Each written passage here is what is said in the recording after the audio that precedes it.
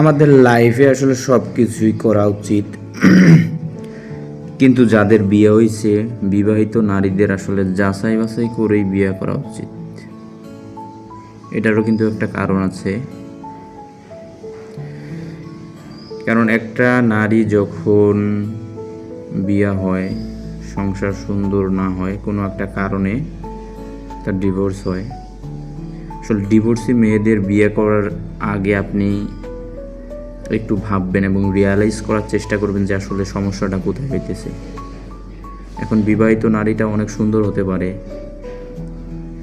এখন সুন্দর দেখে যে আমি মুগ্ধ হয়ে বিয়ে করলাম, করার পর আমার সংসারে অশান্তি, তাহলে তো আর লাভ নাই, তাহলে এটার কোনোই লাভ নাই। এই জন্য বিবাহিত নারীদের বিয়ে করার আগে আপনাকে অবশ্যই যাচাই বাছাই করে বিয়ে করা উচিত।